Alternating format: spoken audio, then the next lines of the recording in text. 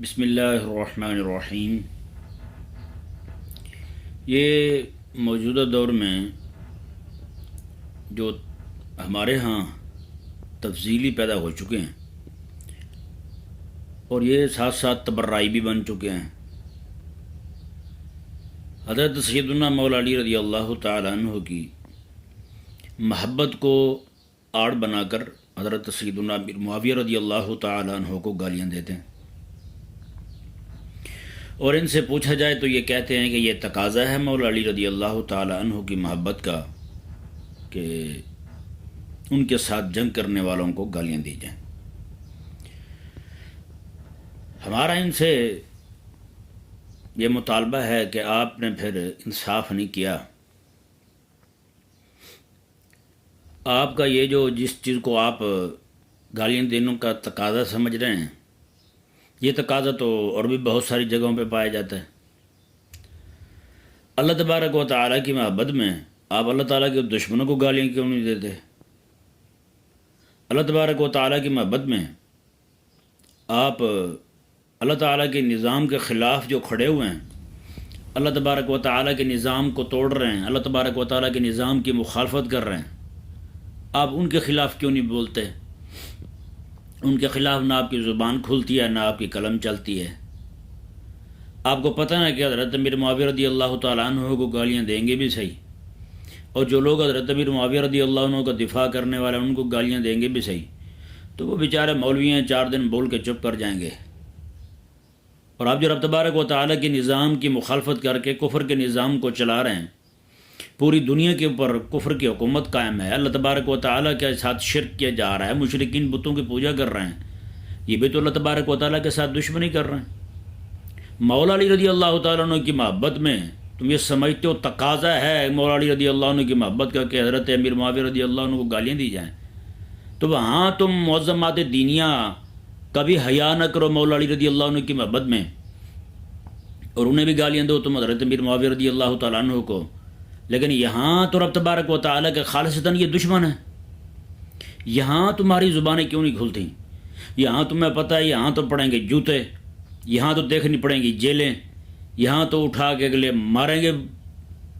اچھی طرح طبیعت ان کی درست کر دیں گے، اس لیے نہیں بولتے۔ یہ رافضی جو ہے نا بڑا مکار ہے،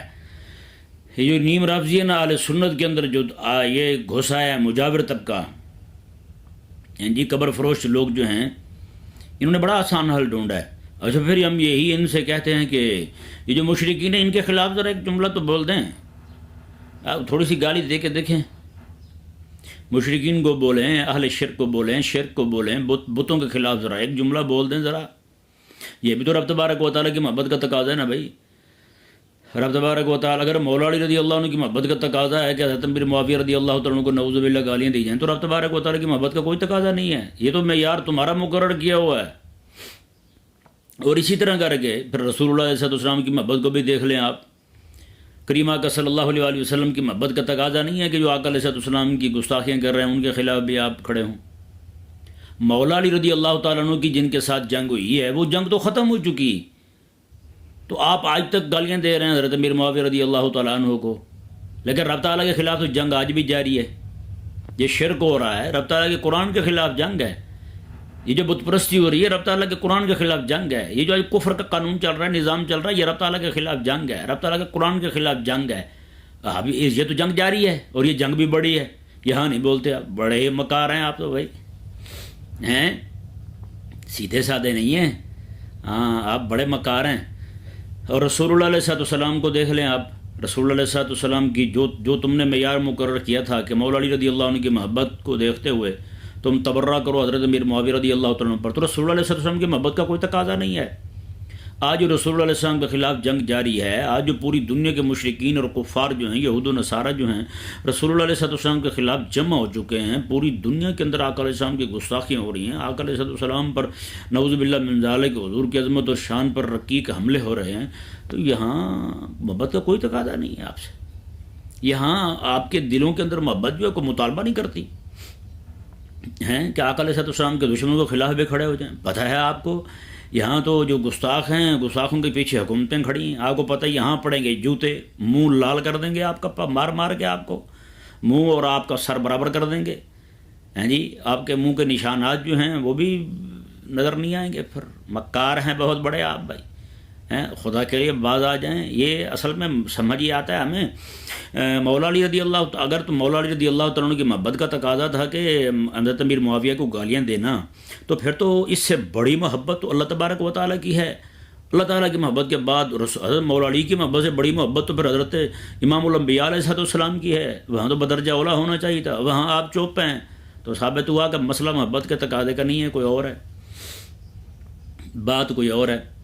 اچھا، میں پھر اپنے جو ہمارے اہل سنت میں گھسے ہوئے نیم رافضی ہیں ان سے یہ بھی پوچھتا ہوں کہ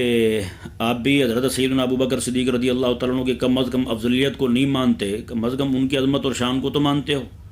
تو پھر کیا خیال ہے حضرت ابو بکر اور عمر رضی اللہ تعالیٰ عنہ کے خلاف تو جنگ آج بھی جاری ہے، جنگ تو آج بھی جاری ہے حضرت ابو بکر اور عمر کے خلاف، حضرت عثمان غنی رضی اللہ تعالیٰ عنہ کے خلاف لوگ تبرہ کر رہے ہیں، آج بھی لوگ حضرت ان تینوں خلفاء کرام رضی اللہ تعالیٰ عنہم پر نعوذ باللہ من ذالک لعنتیں بھیجتے ہیں، تو یہ ان کی محبت کا کوئی تقاضا نہیں، تو ثابت ہوتا ہے کہ یہ مسئلہ کوئی اور ہے۔ اللہ تبارک و تعالی آسانی پیدا فرمائے، آپ کے شر سے اللہ تعالیٰ امت کو بچنے کی توفیق عطا فرمائے۔ آپ کے لیے ایک نسخہ عرض کرتا ہوں، آپ جو ہے لعنت اللہ علی الکاذبین صبح شام 111 بار پڑھ کے نا اپنے اوپر پھونک مارا کریں، امید ہے اللہ تبارک و تعالیٰ آپ کو شفا عطا فرمائے گا۔